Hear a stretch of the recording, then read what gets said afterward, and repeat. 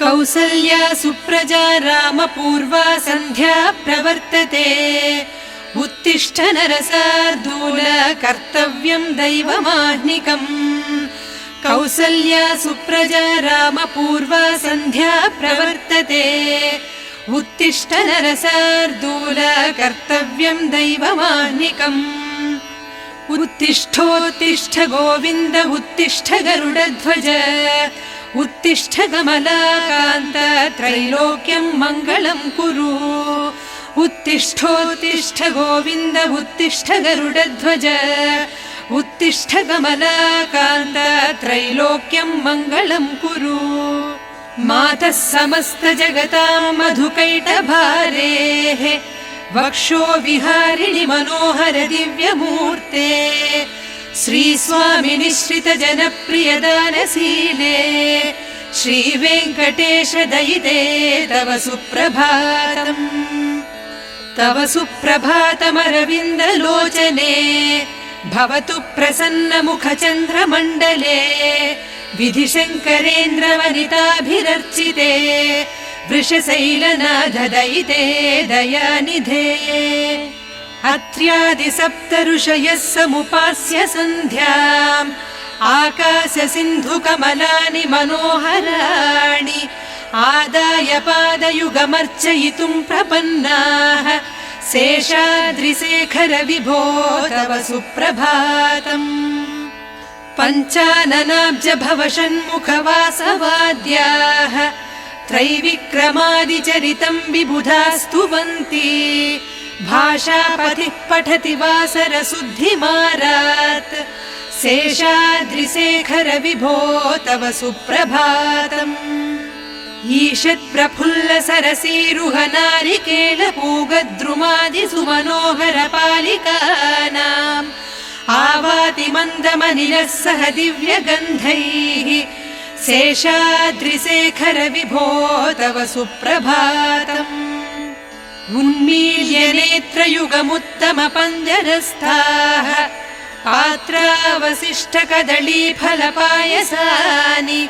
भुक्त्वा सलीलमधकेळिसुखाः पठन्ति शेषाद्रिशेखर विभो तव सुप्रभातम् तन्त्री प्रकर्ष मधुरस्वनया विपञ्च्या गायत्यनन्तचरितं तव नारदोऽपि भाषा समग्रमसकृत्करचार रम्यम् शेषाद्रिशेखर विभो तव सुप्रभातम् भृङ्गावळी च मकरन्दरसानुविद्ध झङ्कारगीतनिनदैः सह सेवनाय निर्यात्युपान्त सरसी कमलोदरेभ्यः शेषाद्रिशेखर विभो तव सुप्रभातम् योषा गणेन वरदध्नि विमध्यमाने घोषालयेषु दधिमन्थन तीव्र घोषाः रोषात् कलिं विदधते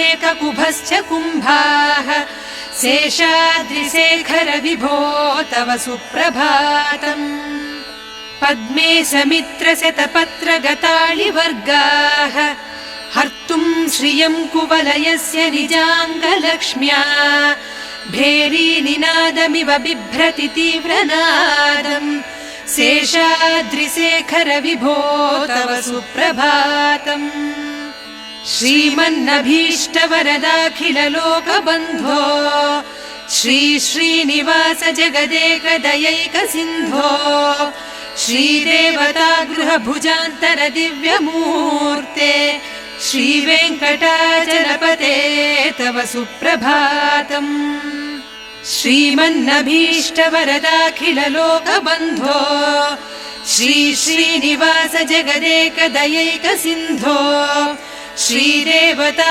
गृहभुजान्तर दिव्यमूर्ते श्रीवेङ्कटाचलपते तव सुप्रभातम् श्रीस्वामि पुष्करिणिकाप्लव निर्मलाङ्गाः श्रेयोर्थिनो हर विरिञ्चि सनन्दनाद्याः द्वारे वसन्ति वरवेत्र हतोत्तमाङ्गाः श्रीवेङ्कटाचलपते तव सुप्रभातम् श्रीशेषशैलगरुडाचलवेङ्कटाद्रिनारायणाद्रिवृषभाद्रिवृषाद्रिमुख्या आख्यान् त्वदीयवसतेरनिशं वदन्ति श्रीवेङ्कटाचलपते तव सुप्रभातम्। सेवापराशिव सुरेश कृशानुधर्म रक्षोऽम्बुनाथ पवमान धनाधिनाथाः बद्धाञ्जलि प्रविलसन्निज शीर्षदेशाः श्रीवेङ्कटाचलपते तव सुप्रभातम्। धाटीषु ते विहगराज मृगाधिराज नागाधिराज गजराज हयाधिराजाः स्वस्वाधिकार महिमादिकमर्थयन्ते श्रीवेङ्कटाचलपते तव सुप्रभातम्। सूर्येन्दुभौम बुधवाक्पति काव्यसौरिस्वर्भानुकेतु दिविशत्परिषत् प्रधानाः त्वद्दासदास चरमावधिदासदासाः श्रीवेङ्कटाचलपते तव सुप्रभातम्।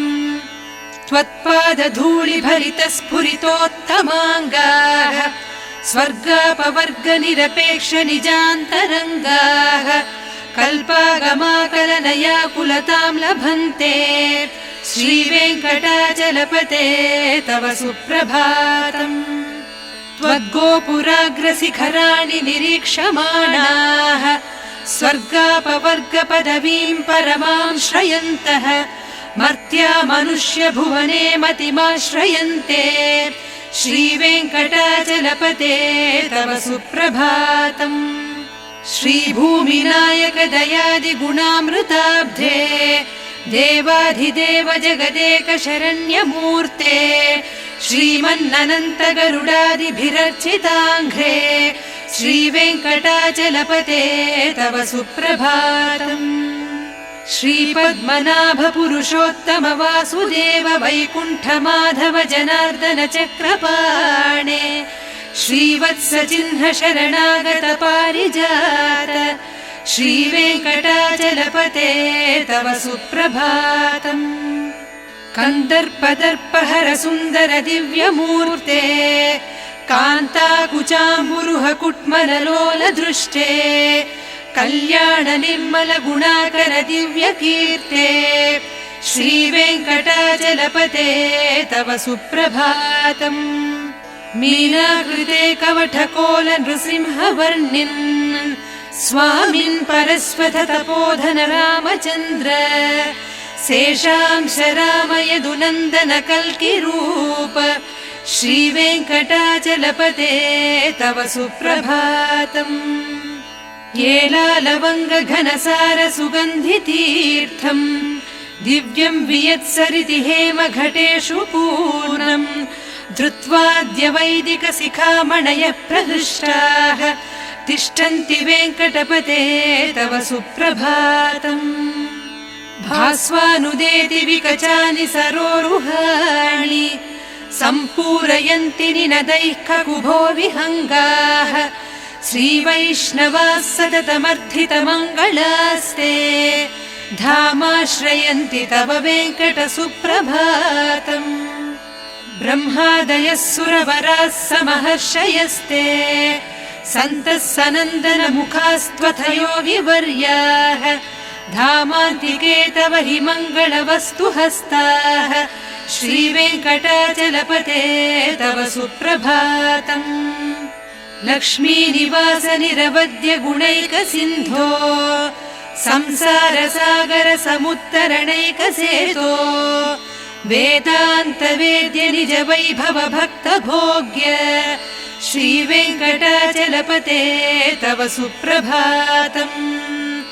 लक्ष्मीनिवास निरवद्य गुणैक सिन्धो संसार सागर समुत्तरणैक सेतो वेदान्त वेद्य निज वैभव भक्त भोग्य श्रीवेङ्कटाचलपते तव सुप्रभातम्।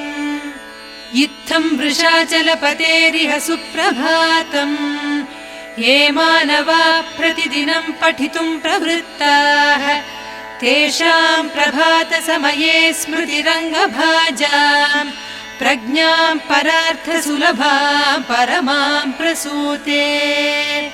इत्थं वृषाचलपतेरिह सुप्रभातम् ये मानवाः प्रतिदिनं पठितुं प्रवृत्ताः तेषां प्रभातसमये स्मृतिरङ्गभाजां प्रज्ञां परार्थसुलभां परमां प्रसूते। कमलाकुचूचुककुङ्कुमतो नियतारुणितातुलनीलतनो कमलायतलोचनलोकपते विजयी भव वेङ्कटशैलपते। कमलाकुचूचुककुङ्कुमतो नियतारुणितातुलनीलतनो कमलायतलोचनलोकपते विजयी भव वेङ्कटशैलपते। सचतुर्मुख षण्मुख पञ्चमुख प्रमुखाखिल दैवतमौलिमणे शरणागत वत्सल सारनिधे परिपालय मां वृषशैलपते। अतिवेलतया तव दुर्विषहैरनुवेलकृतैरपराधशतैः भरितं त्वरितं वृषशैलपते परया कृपया परिपाहि हरे। अधिवेङ्कटशैलमुदारमतेर्जनताभिमताधिकदानरतात् परदेवतया गरितान्निगमैः कमलादयितान्न परङ्कलये। कलवेणुरवावस गोपवधूसतकोटिवृतात् स्मरकोटिसमात् प्रतिवल्लविकाभिमतात् सुखदात् वसुदेवसुतान्न परङ्कलये। अभिराम गुणाकरदासरथे जगदेकधनुर्धर धीरमते रघुनायक राम रमेश विभो वरदो भवदेव दया जलधे। अवनीतनया कमनीयकरं रजनीकरचारुमुखाम्बुरुहम् रजनीचरराजतमो मिहिरं महनीयमहं रघुराममये। सुमुखं सुहृदं सुलभं सुखदं स्वनुजं च सुखाय ममोघशरम् अपहाय रघूद्वहमन्यमहं न कथञ्चन कञ्चन जातु भजे। विना वेङ्कटेशं न नाथो न नाथः सदा वेङ्कटेशं स्मरामि स्मरामि। हरे वेङ्कटेश प्रसीद प्रसीद प्रियं वेङ्कटेश प्रयच्छ प्रयच्छ। विना वेङ्कटेशं न नाथो न नाथः सदा वेङ्कटेशं स्मरामि स्मरामि।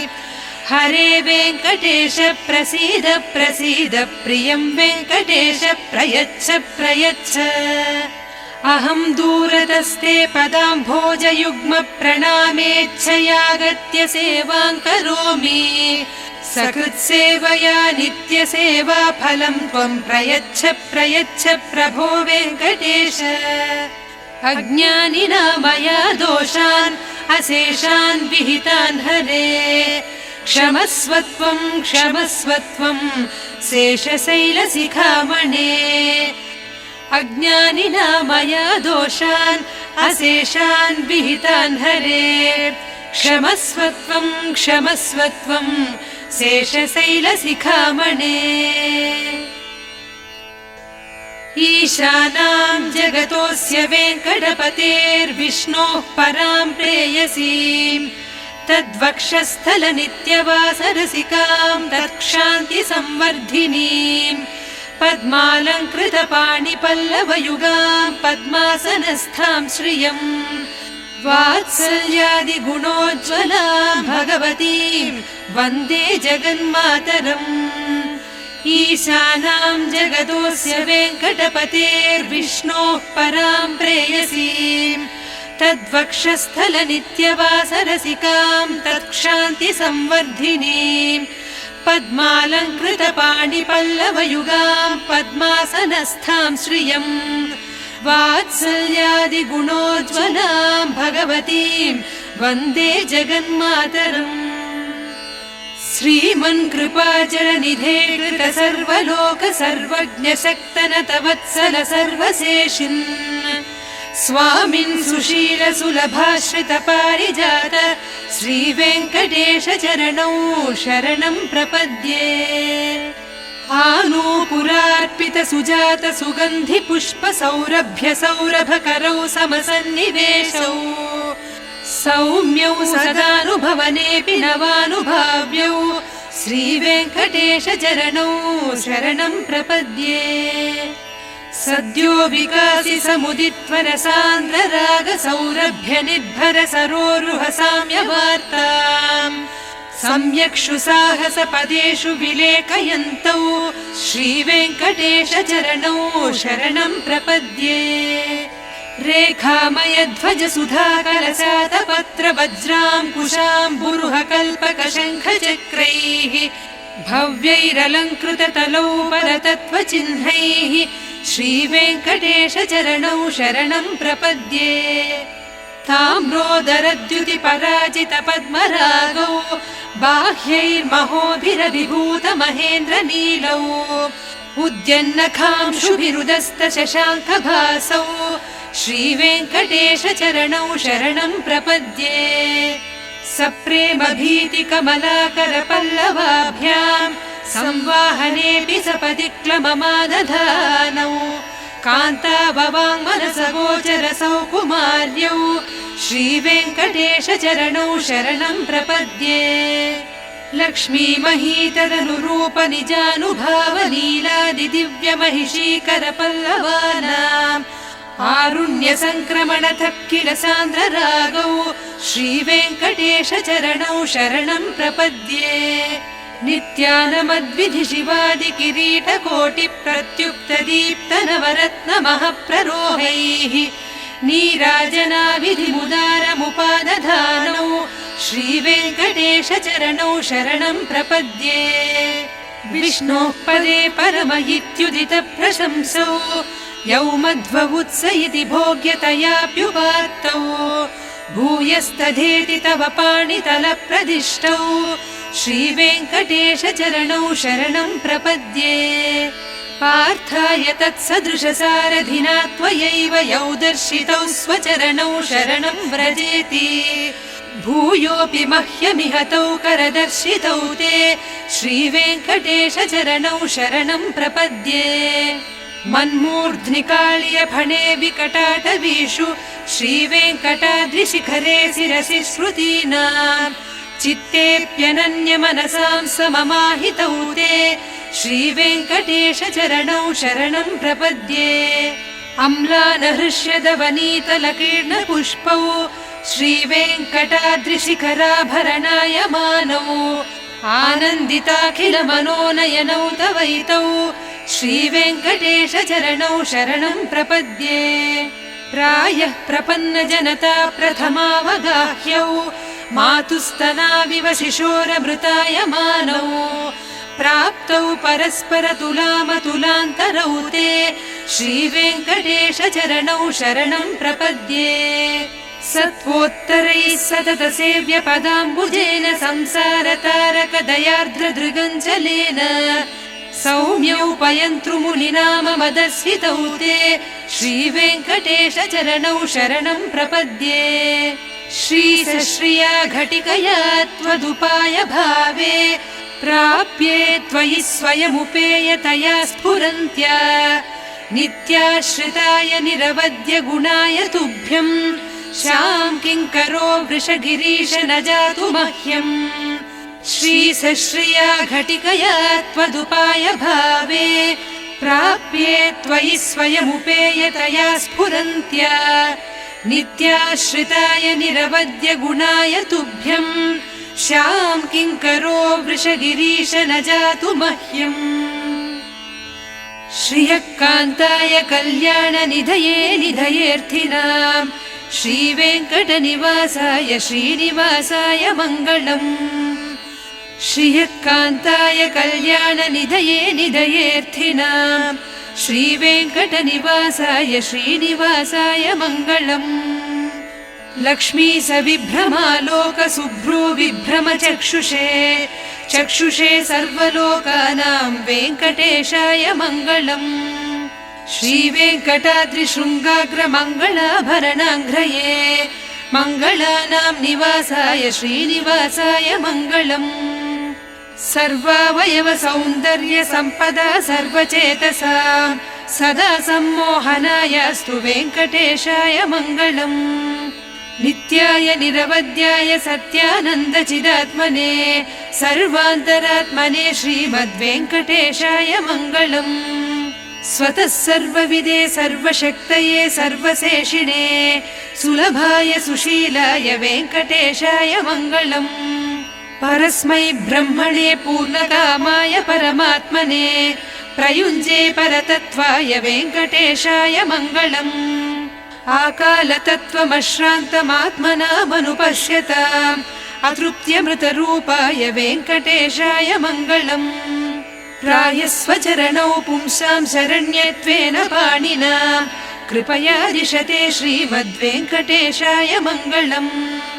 दयामृततरङ्गिण्यास्तरङ्गैरिव शीतलैः अपाङ्गैः सिञ्चते विश्वं वेङ्कटेशाय मङ्गलम्। सद्भूषाम्बरहेतीनां सुषमावहमूर्तये सर्वार्तिशमनायास्तु वेङ्कटेशाय मङ्गलम्। श्रीवैकुण्ठविरक्ताय स्वामि पुष्करिणीतटे रमया रममाणाय वेङ्कटेशाय मङ्गलम्। श्रीवैकुण्ठविरक्ताय स्वामि पुष्करिणीतटे रमया रममाणाय वेङ्कटेशाय मङ्गलम्। श्रीमत्सुन्दरजामातृमुनिमानसवासिने सर्वलोकनिवासाय श्रीनिवासाय मङ्गलम्। मङ्गलाशासनपरैर्मदाचार्य पुरोगमैः सर्वैश्च पूर्वैराचार्यैः सत्कृतायास्तु मङ्गलम्।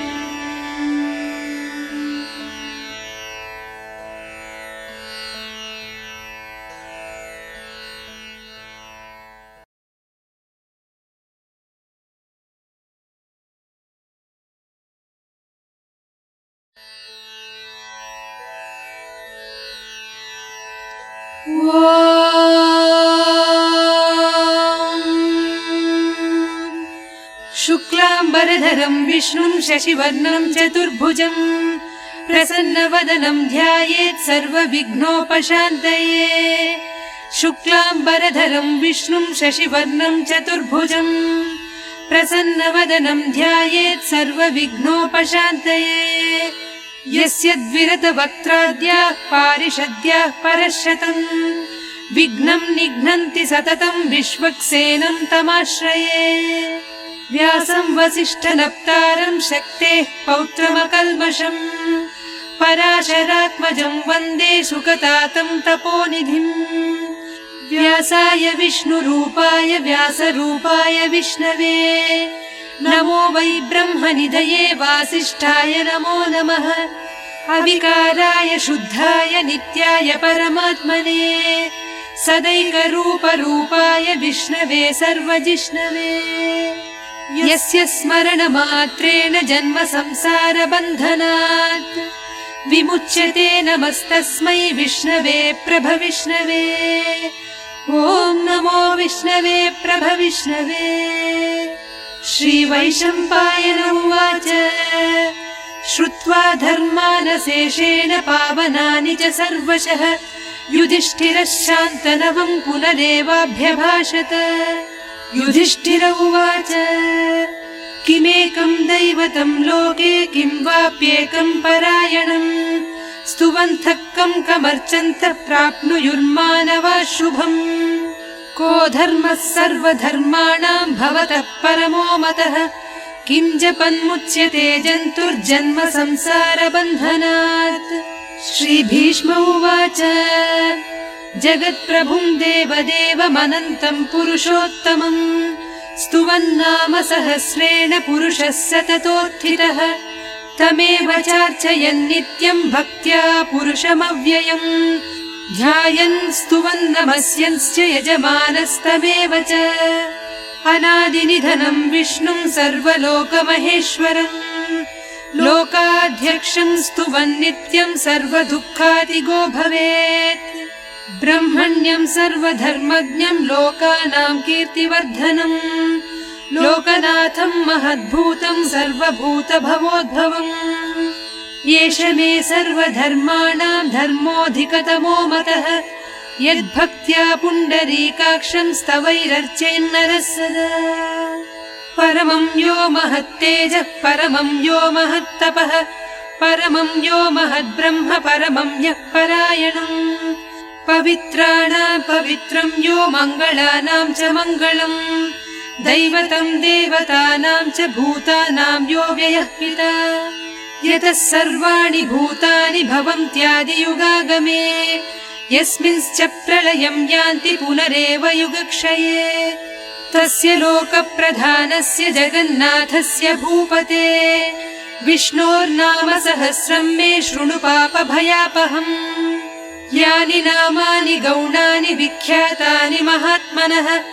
ऋषिभिः परिगीतानि तानि वक्ष्यामि भूतये ऋषिर्नाम्नां सहस्रस्य वेदव्यासो महामुनिः छन्दोनुष्टुप् तथा देवो भगवान् देवकीसुतः अमृतांशूद्भवो बीजं शक्तिर्देवकीनन्दनः त्रिसामाहृदयं तस्य शान्त्यर्थे विनियुज्यते विष्णुं जिष्णुं महाविष्णुं प्रभविष्णुं महेश्वरम् अनेकरूपदैत्यान्तं नमामि पुरुषोत्तमम् अस्य श्रीविष्णोर्दिव्यसहस्रनामस्तोत्र महामन्त्रस्य श्रीवेदव्यासो भगवान् ऋषिः अनुष्ठुप् छन्दः श्रीमहाविष्णुः परमात्मा श्रीमन्नारायणो देवता अमृतांशूद्भवो भानुरिति बीजम् देवकीनन्दनः स्रष्टेति शक्तिः उद्भवः क्षोभणो देव इति परमो मन्त्रः शङ्खभृन्नन्दकी चक्रेति कीलकम् शार्ङ्गधन्वा गदाधर इत्यस्त्रम् रथाङ्गपाणिरक्षोभ्य इति नेत्रम् त्रिसामा सामगः सामेति कवचम् आनन्दम् परब्रह्मेति योनिः ऋतुः सुदर्शनः काल इति दिग्बन्धः श्रीविश्वरूप इति ध्यानम् श्रीमहाविष्णुप्रीत्यर्थे सहस्रनाम जपे विनियोगः ध्यानम् क्षीरोदन्वत्प्रदेशे शुचिमणिविलसत्सैकते मौक्तिकानाम् माला क्लुप्तासनस्थ स्फटिकमणिनिभैर्मौक्तिकैर्मण्डिताङ्गः शुभ्रैरभ्रैरदभ्रैरुपरि विरचितैर्मुक्तपीयूषवर्षैः आनन्दीनः पुनीयादरि नलिन गदा शङ्खपाणिर्मुकुन्दः भूः पादौ यस्य नाभिर्वियदसुरनिलश्चन्द्रसूर्यौ च नेत्रे कर्णावासाः शिरोद्यौर्मुखमपि दहनो यस्य वास्तेयमब्धिः अन्तस्थं यस्य विश्वं सुरनर खगगो भोगि गन्धर्वदैत्यैः चित्रं रम्यते तं त्रिभुवन वपुषं विष्णुमीशं नमामि ॐ नमो भगवते वासुदेवाय शान्ताकारं भुजगशयनं पद्मनाभं सुरेशम्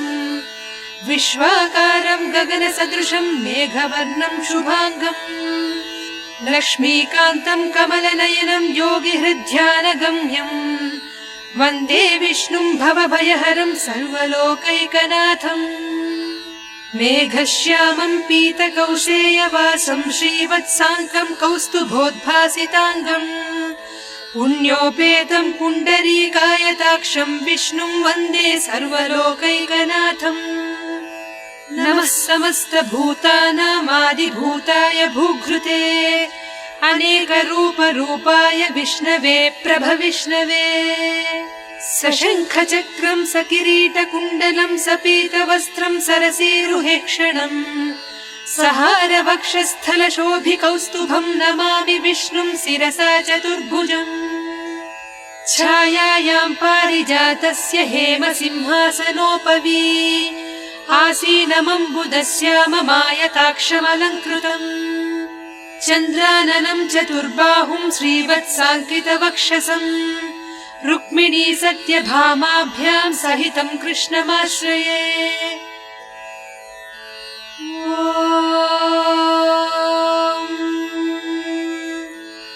विश्वं विष्णुर्वषट्कारो भूतभव्यभवत्प्रभुः भूतकृद्भूतभृद्भावो भूतात्मा भूतभावनः भूतात्मा परमात्मा च मुक्तानां परमागतिः अव्ययः पुरुषः साक्षी क्षेत्रज्ञोऽक्षर एव च योगो योगविदां नेता प्रधानपुरुषेश्वरः नारसिंहवपुः श्रीमान् केशवः पुरुषोत्तमः सर्वः शर्वः शिवस्थाणुर्भूतादिर्निधिरव्ययः सम्भवो भावनो भर्ता प्रभवः प्रभुरीश्वरः स्वयंभूः शम्भुरादित्यः पुष्कराक्षो महास्वनः अनादिनिधनो धाता विधाता धातुरुत्तमः अप्रमेयो हृषीकेशः पद्मनाभो वरप्रभुः विश्वकर्मा मनुस्त्वष्टा स्थविष्ठस्थविरो ध्रुवः अग्राह्यः शाश्वतः कृष्णो लोहिताक्षप्रतर्दनः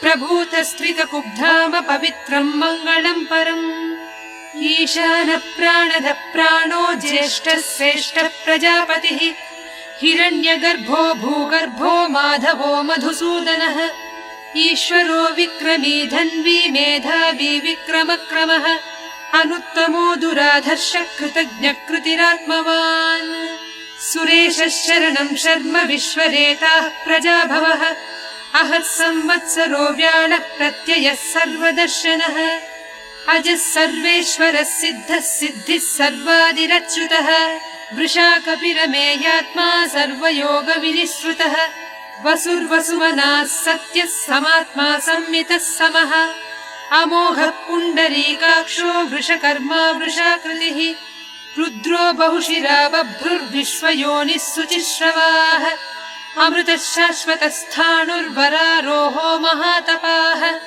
सर्वगः सर्वविद्भानुर्विश्वक्सेनो जनार्दनः वेदो वेदविदव्यङ्गो वेदाङ्गो वेदवित्कविः लोकाध्यक्षः सुराध्यक्षो धर्माध्यक्षः कृताकृतः चतुरात्मा चतुर्व्यूहश्चतुर्दंष्ट्रश्चतुर्भुजः भ्राजिष्णुर्भोजनं भोक्ता सहिष्णुर्जगदादिजः अनघो विजयो जेता विश्वयोनिः पुनर्वसुः उपेन्द्रो वामनप्रांशुरमोघः सुचिरूर्जितः अतीन्द्रः सङ्ग्रहः सर्गो धृतात्मा नियमो यमः वेद्यो वैद्यः सदा योगी वीरः माधवो मधुः अतीन्द्रियो महामायो महोत्साहो महाबलः महाबुद्धिर्महावीर्यो महाशक्तिर्महाद्युतिः अनिर्देश्य वपुः श्रीमान् अमेयात्मा महाद्विधृत्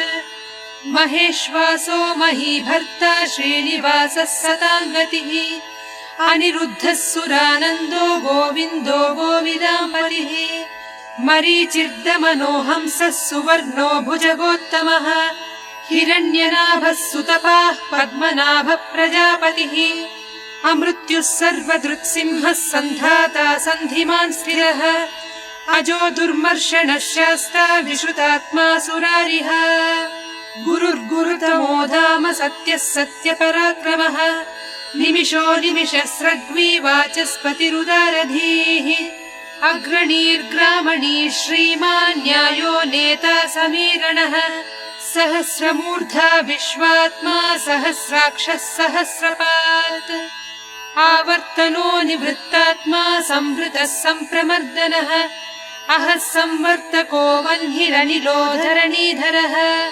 सुप्रसाद प्रसन्नात्मा विश्वसृड्विश्वभुग्विभुः सत्कर्ता सत्कृतः साधुर्जन्मुन्नारायणो नरः असङ्ख्येयो प्रमेयात्मा विशिष्टः शिष्टकृच्छुचिः सिद्धार्थः सिद्धसङ्कल्पः सिद्धिदः सिद्धिसाधनः वृषाही वृषभो विष्णुर्वृषपर्वा वृषोदरः वर्धनो वर्धमानश्च विविक्तश्रुतिसागरः सुभुजो दुर्धरो वाग्मी महेन्द्रो वसुदो वसुः नैकरूपो बृहद्रूपः सिपिविष्टप्रकाशनः ओजस्तेजोद्युतिधरः प्रकाशात्मा प्रतापनः रुद्धस्पष्टाक्षरो मन्त्रश्चन्द्रांशुर्भास्करद्युतिः अमृतांशूद्भवो भानुः शशबिन्दुः सुरेश्वरः औषधं जगतः सेतुः सत्यधर्मपराक्रमः भूतभव्य भवन्नाथः पवनः पावनो नरः कामः कामकृत्कान्तः कामः कामप्रदप्रभुः युगादिकृद्युगावर्तो नैकमायो महाशनः अदृश्यो व्यक्तरूपश्च सहस्रजिदनन्तजित् इष्टो विशिष्टः शिष्टेष्टः शिखण्डी नहुषो वृषः क्रोधः क्रोधकृत्कर्ता विश्वबाहुर्महीधरः अच्युत प्रथित प्राणः प्राणदो वासवानुजः अपां निधिरधिष्ठानमप्रमत्त प्रतिष्ठितः स्कन्द स्कन्दधरो धुर्यो वरदो वायुवाहनः वासुदेवो बृहद्भानुरादिदेवः पुरन्दरः अशोकस्तारणस्तारः शूरः शौरिज्जनेश्वरः अनुकूलः शतावर्तः पद्मी पद्मनिभेक्षणः पद्मनाभोरविन्दाक्षः पद्मगर्भः शरीरभृत्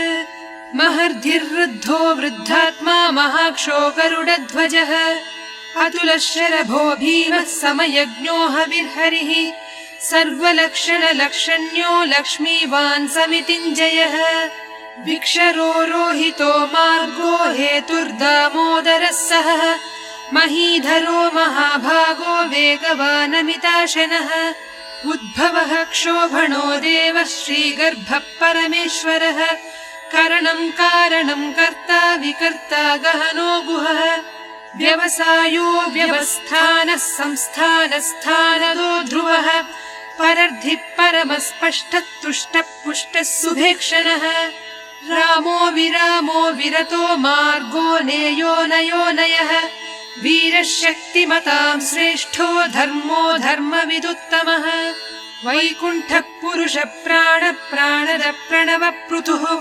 हिरण्यगर्भः शत्रुघ्नो व्याप्तो वायुरधोक्षजः ऋतुः सुदर्शनः कालः परमेष्ठी परिग्रहः उग्रः संवत्सरो दक्षो विश्रामो विश्वदक्षिणः विस्तारस्थावरस्थाणुः प्रमाणं बीजमव्ययम् अर्थोऽनर्थो महाकोशो महाभोगो महाधनः अनिर्विण्णस्थविष्ठो भूर्धर्मयूपो महामखः नक्षत्रनेमिर्नक्षत्री क्षमक्षामः समीहनः यज्ञयुज्यो महेज्यश्च क्रतुः सत्रं सताङ्गतिः सर्वदर्शी विमुक्तात्मा सर्वज्ञो ज्ञानमुत्तमम् सुव्रतः सुमुखः सूक्ष्मः सुघोषः सुखदः सुहृत् मनोहरोजितः क्रोधो वीरबाहुर्विदारणः स्वापनः स्ववशो व्यापी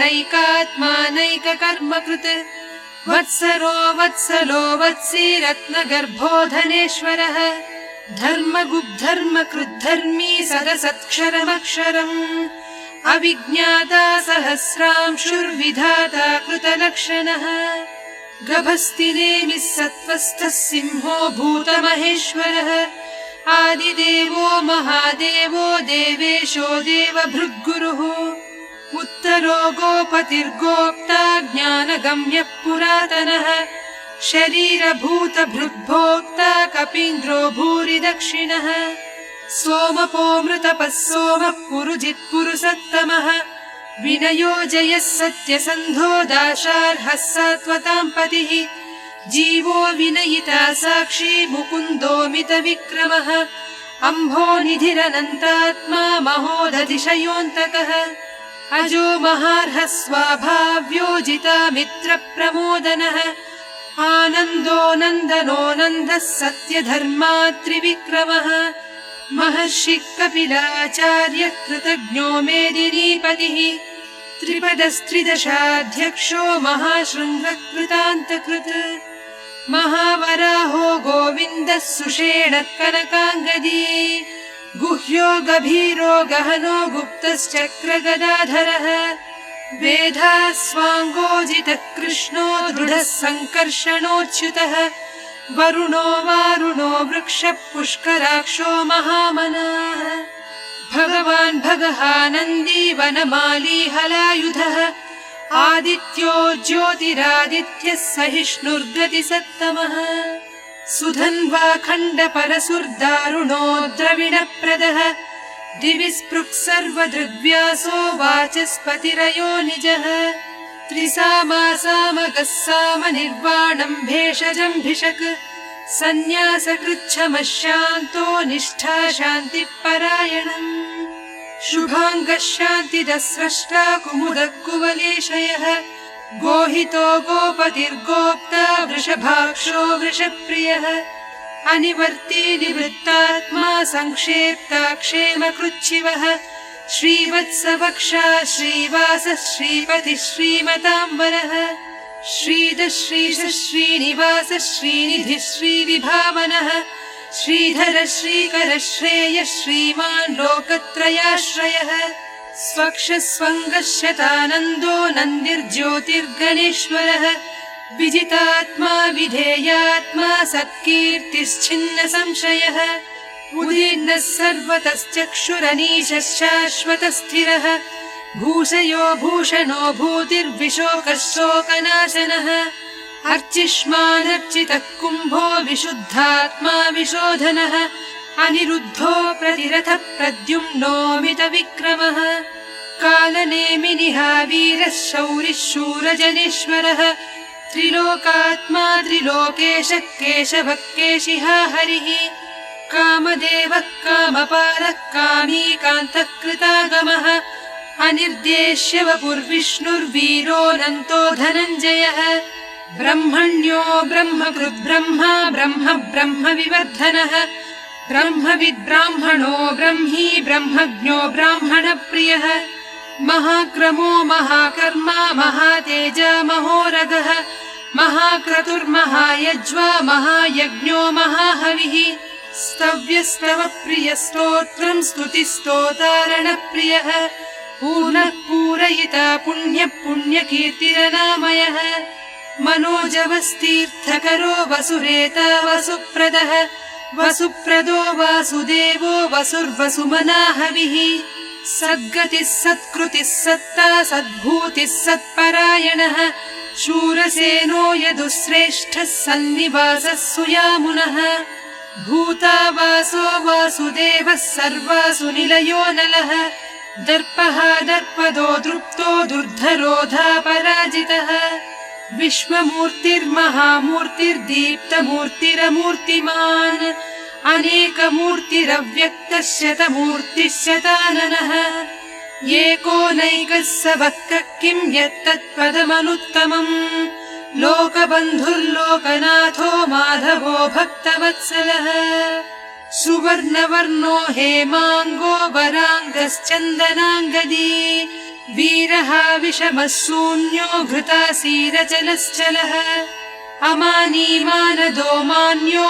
लोकस्वामी त्रिलोकधृत् सुमेधा मेधजो धन्यः सत्यमेधाधराधरः तेजो वृषोद्युतिधरः सर्वशस्त्रभृताम्बरः प्रग्रहो निग्रहो व्यग्रो नैकः शृङ्गो गदाग्रजः चतुर्मूर्तिश्चतुर्बाहुश्चतुर्व्यूहश्चतुर्गतिः चतुरात्मा चतुर्भावश्चतुर्वेदविदेकपात् समावर्तो निवृत्तात्मा दुर्जयो दुरतिक्रमः दुर्लभो दुर्गमो दुर्गो दुरावासो दुरारिः शुभाङ्गो लोकसारङ्गः सुतन्तुस्तन्तुवर्धनः इन्द्रकर्मा महाकर्मा कृतकर्मा कृतागमः उद्भवः सुन्दरः सुन्दो रत्ननाभः सुलोचनः अर्को वाजसनः शृङ्गी जयन्तः सर्वविजयी सुवर्णबिन्दुरक्षोभ्यः सर्ववागीश्वरेश्वरः महाह्रदो महागर्तो महाभूतो महानिधिः कुमुदः कुन्दरः कुन्दः पर्जन्यः पावनोऽनिलः अमृतांशोऽमृतवपुः सर्वज्ञः सर्वतोमुखः सुलभः सुव्रतः सिद्धः शत्रुजिच्छत्रुतापनः न्यग्रोधोदुम्बरोऽश्वत्थश्चाणूरान्ध्रनिषूदनः सहस्रार्चिः सप्तजिह्वः सप्तैधाः सप्तवाहनः अमूर्तिरनघोचिन्त्यो भयकृद्भयनाशनः अणुर्बृहत्कृशस्थूलो गुणभृन्निर्गुणो महान् अधृतस्वधृतस्वास्य प्राग्वंशो वंशवर्धनः भारभृत्कथितो योगी योगीशः सर्वकामदः आश्रमश्रवणक्षामः सुपर्णो वायुवाहनः धनुर्धरो धनुर्वेदो दण्डो दमयिता दमः अपराजितः सर्वसहो नियन्ता नियमो यमः सत्त्ववान् सात्विकः सत्यः सत्यधर्मपरायणः अभिप्रायप्रियार्होर्ह प्रियकृत्प्रीतिवर्धनः विहाय स गतिर्ज्योतिः सुरुचिर्हुत भुग्विभुः रविर्विरोचनः सूर्यः सविता रविलोचनः अनन्तो हुत भुग्भोक्ता सुखदो नैकजोऽग्रजः अनिर्विण्णः सदामर्षि लोकाधिष्ठानमद्भुतः सनातनतमः कपिलः कपिलव्ययः स्वस्तिदः स्वस्तिकृत् स्वस्ति स्वस्ति भुक् स्वस्ति दक्षिणः अरौद्रः कुण्डली चक्री विक्रम्योर्जितशासनः शब्दादिगः शब्दसः शिशिरः शर्वरीकरः अक्रूरपेशलो दक्षो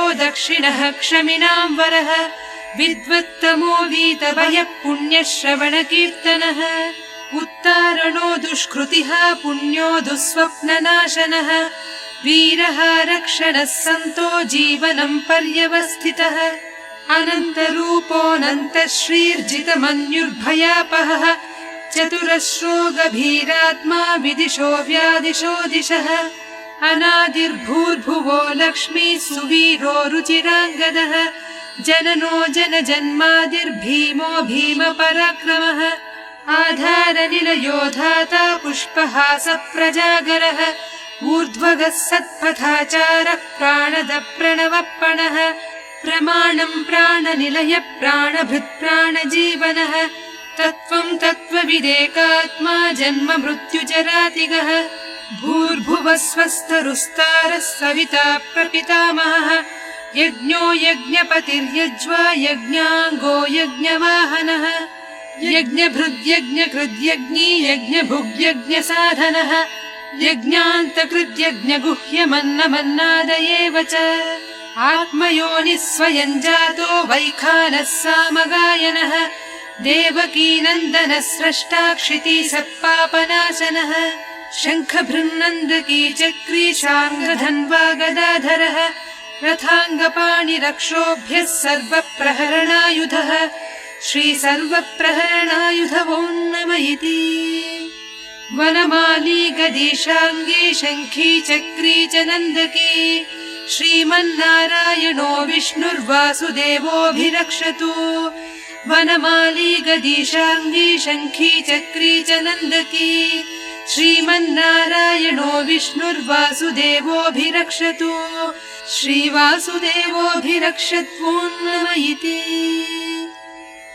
इतीदं कीर्तनीयस्य केशवस्य महात्मनः नाम्नां सहस्रं दिव्यानामशेषेण प्रकीर्तितम् य इदं शृणुयान्नित्यं यश्चापि परिकीर्तयेत् नाशुभं प्राप्नुयात् किञ्चित् सोमुत्रेह च मानवः वेदान्तगो ब्राह्मणः स्यात् क्षत्रियो विजयी भवेत् वैश्यो धनसमृद्धः स्यात् शूद्रः सुखमवाप्नुयात् धर्मार्थी प्राप्नुयात् धर्ममर्थार्थी चार्थमाप्नुयात् कामानवाप्नुयात् कामी प्रजार्थी चाप्नुयात् प्रजाः भक्तिमान्यः सदोत्थाय शुचिस्तद्गतमानसः सहस्रं वासुदेवस्य नाम्नामेतत् प्रकीर्तयेत् यशः प्राप्नोति विपुलं याति प्राधान्यमेव च अचलां श्रियमाप्नोति श्रेयः प्राप्नोत्यनुत्तमम्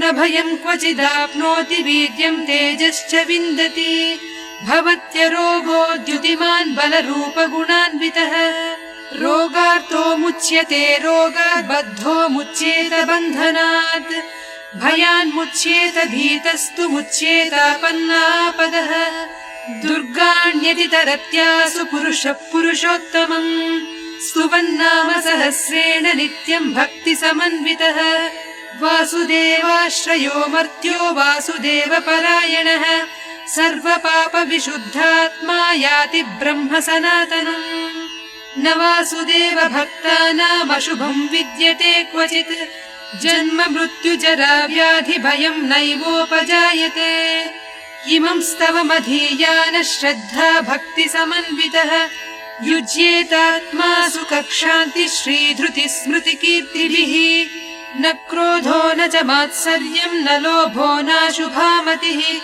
भवन्ति कृतपुण्यानां भक्तानां पुरुषोत्तमे द्यौः स चन्द्रार्कनक्षत्रं खं दिशो भूर्महोदधिः वासुदेवस्य वीर्येण विधृतानि महात्मनः ससुरासुरगन्धर्वं स यक्षोरगराक्षसम् जगद्वसे वर्ततेदं कृष्णस्य सचराचरम् इन्द्रियाणि मनो बुद्धिः सत्त्वं तेजो बलं धृतिः वासुदेवात्मकान्याहुः क्षेत्रं क्षेत्रज्ञ एव च सर्वागमानामाचार प्रथमं परिकल्पितः आचार प्रभवो धर्मो धर्मस्य प्रभुरच्युतः ऋषयः पितरो देवा महाभूतानि धातवः जङ्गमाजङ्गमं चेदं जगन्नारायणोद्भवम् योगो ज्ञानं तथा साङ्ख्यं विद्या शिल्पादिकर्म च वेदाः शास्त्राणि विज्ञानमेतत् सर्वं जनार्दनात्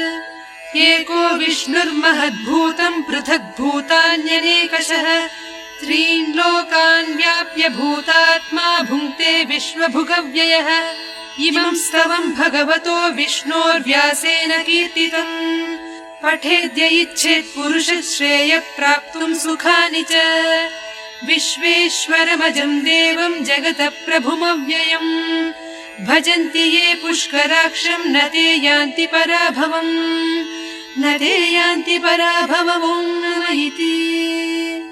अर्जुन उवाच पद्मपत्र विशालाक्ष पद्मनाभसुरोत्तम भक्तानामनुरक्तानां त्राता भव जनार्दन।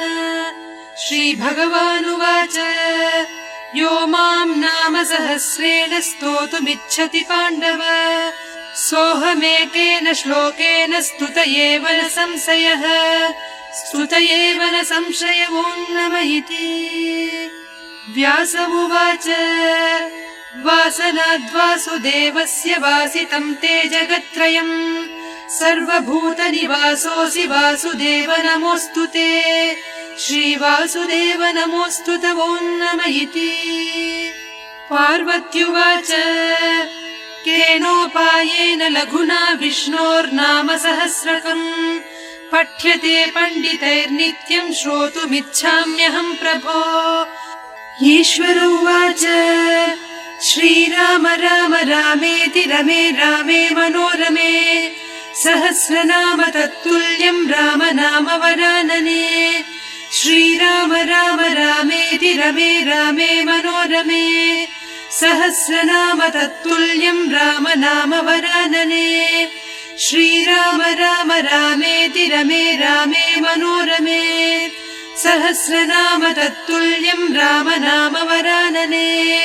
श्रीराम नाम वरानन वो नमः इति।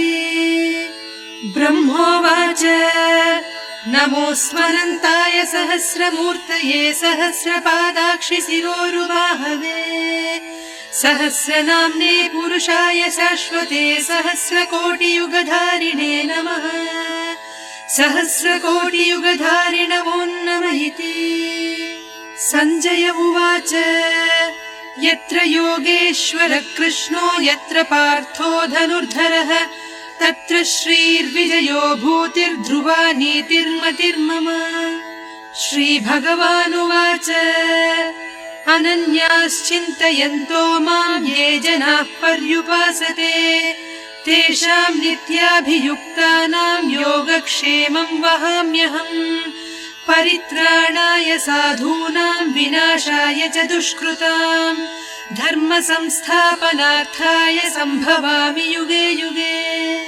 आर्ता विषण्णाः शिथिलाश्च भीताः घोरेषु च व्याधिषु वर्तमानाः संकीर्त्य नारायण शब्दमात्रं विमुक्त दुःखाः सुखिनो भवन्ति।